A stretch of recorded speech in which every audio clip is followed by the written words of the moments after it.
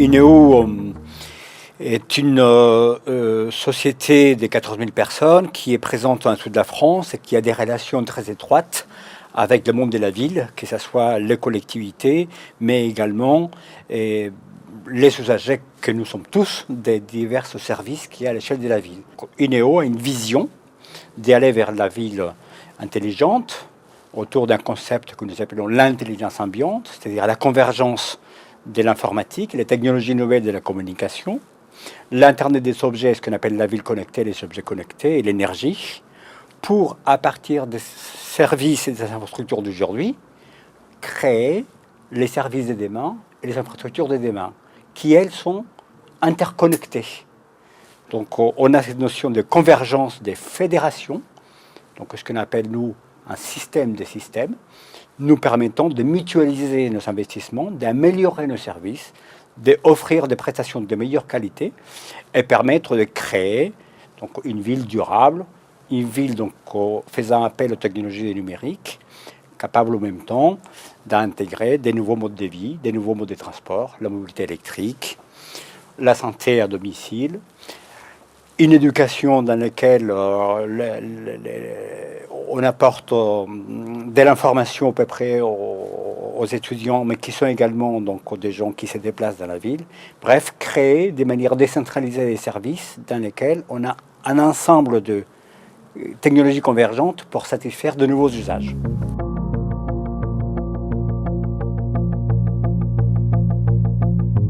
C'est indispensable, c'est un besoin. C'est-à-dire que nous disons que la cité du futur, elle s'est construite dès aujourd'hui.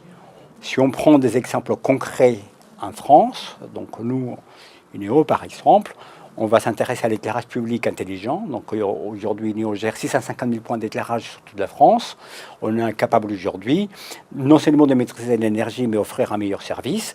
Les tunnels sous la Défense, c'est les premiers ouvrages en Europe d'éclairage ambiant intelligent, puisqu'il y a 15 000 points lumineux sur 15 km qui offrent donc un service de gestion dynamique de l'éclairage en fonction du trafic, de la luminosité extérieure et des volumes donc, global des circulations.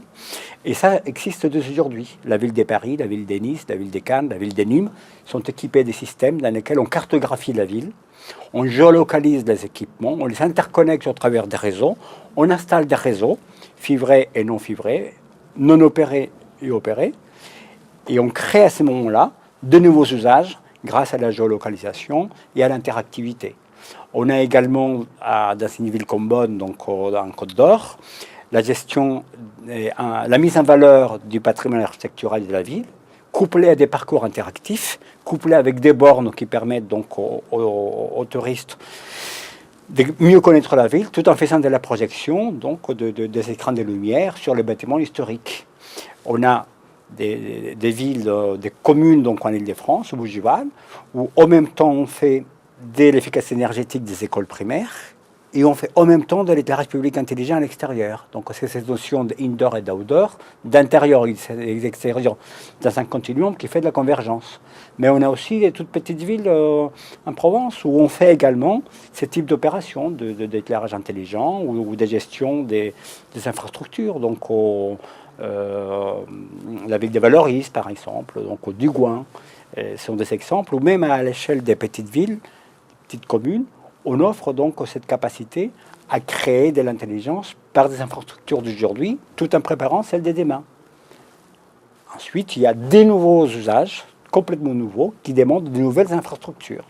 La mobilité électrique, les véhicules électriques, l'énergie décarbonisée, donc le photovoltaïque, les éoliennes, la nouvelle génération d'énergie décentralisée. Donc nous, chez INEO, on a des exemples où aujourd'hui, on a gagné des marchés pour ce type de réalisation. On les connecte à ce qui existe déjà, par exemple à Rennes avec les tramways, où on fait de l'intermodalité pour coupler l'amélioration des transports entre le tramway, les vélos, le véhicule électrique. Et c'est ce mixte entre le futur et le présent, entre le demain et aujourd'hui, entre les nouvelles technologies et celles d'aujourd'hui, entre les nouvelles infra et celles qui existent aujourd'hui, qui constituent la clé de voûte de notre vision. Parce qu'on a une vision de convergence et de fédération des systèmes.